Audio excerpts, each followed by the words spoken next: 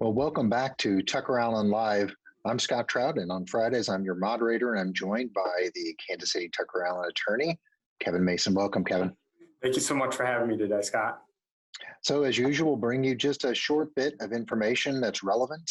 Today, Kevin, I know we want to talk about something that I think it's overlooked, actually, and that is estate planning for single parents and who have minor kids, and that becomes some of the more difficult things to do and to plan for, and probably, and maybe even more importantly, some of the things that's really important to plan when you're a single parent with kids. Isn't that right?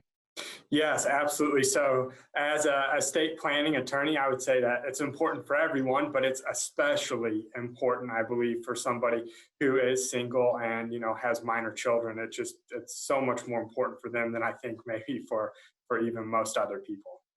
Yeah, and I think through, it's always when you have parent or parents, and you think of their kids, and if you're planning, you're thinking about some of the key decisions, and that is, who do I want my kids to go to?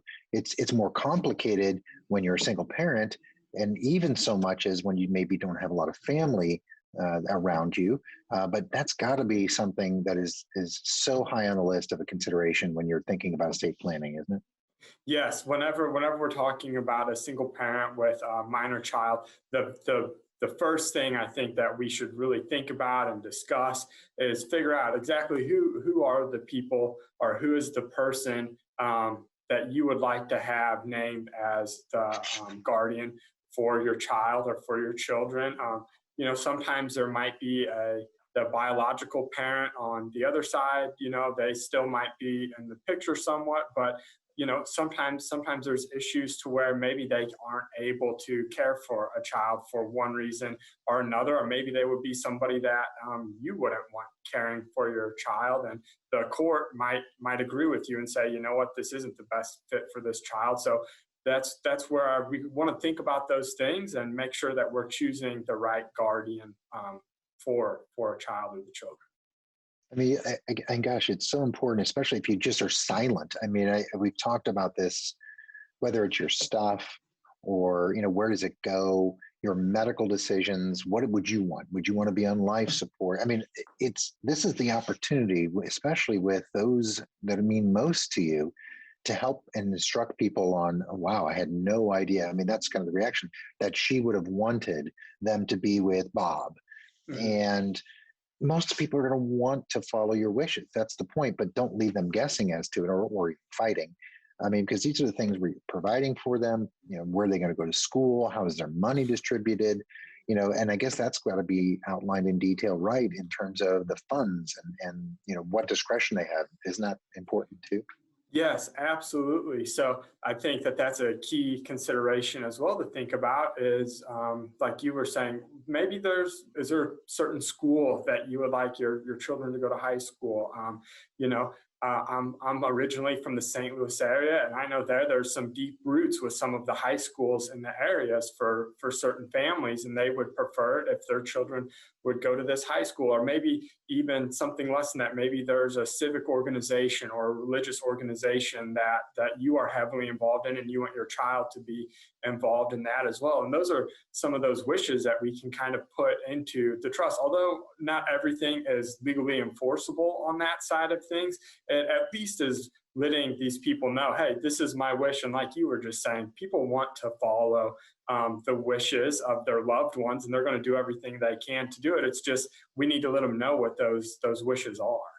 Yeah. I mean, I imagine, and I don't know, if you put in, I want Bob to be the guardian, it's instructive and not determinative, so that the court doesn't have to, if it's presented with evidence contrary to your wishes. Is that how it would work? Yeah, so how it would work is if we say, hey, we would like Bob to be the guardian for this minor child, then there would still be a court process and a hearing, because the court, they're still going to want to double check and make sure that Bob is fit to be raising a child, that he doesn't have any sort of check marks in his background, or have any sort of issues that they could lead to believe that he wouldn't be a good fit. So, but the court is going to want to, assuming that everything comes back and Bob's a good guy and he lives in the area where the kid already lives. There's some factors, but kind of assuming that there's no red flags, then the court is going to Yeah. follow the wishes of the deceased parent. And there's all kinds of complications I can imagine, especially if there are issues with the single parent and maybe their parents. And maybe they never did give custody or visitation rights to the grandparents for a number of legitimate reasons. And let's just say that was a private family matter and no one knew. You'd want to make provision for that in your estate plan about who should be given visitation rights. Now, again, the court would be the ultimate determiner or arbiter of that wish, but you certainly would want, I would imagine, in that instance to say, look, here's why, and here's what's going on, and at least bring that to the forefront, wouldn't you?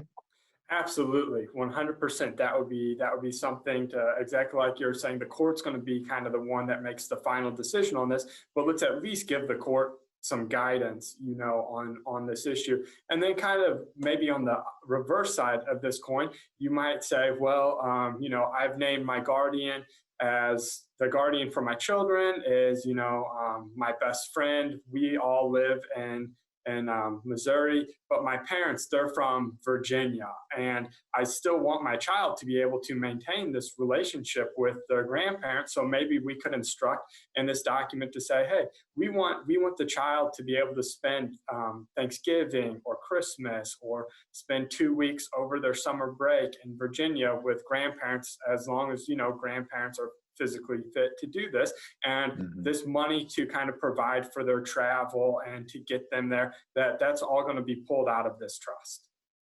And I mean, I can think of, as you're speaking, I'm thinking in my mind of all the potential things. I typically am thinking of, right, not a situation where the other parents died, but perhaps a divorce, and they have disagreements about choice of school, choice of health issues, activities. I mean, you've got young kids and you always wanted them to go to a private school, or you always wanted them to go to a single sex school.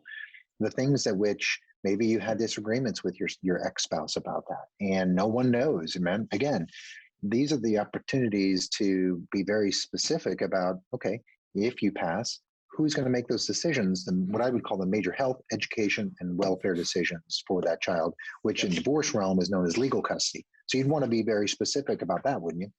Absolutely. That would be another time, where we would want to work together. And, maybe we even would potentially call up that attorney that you use in the divorce and say, hey, let's bring them a little bit into the fold too here, because like we talked about before, we want to work with everyone whenever we're doing this for our clients, because if there's somebody out there that has some knowledge about this, that might be a good person to kind of speak to, just in a small level capacity, to say, hey, how does this all sound to you, whenever we're kind of speaking about the legal custody and things like that, because that's not so much my area of expertise, but we can make a phone call and we can kind of figure those things out and work together to create this integrated document that's doing what we want it to do.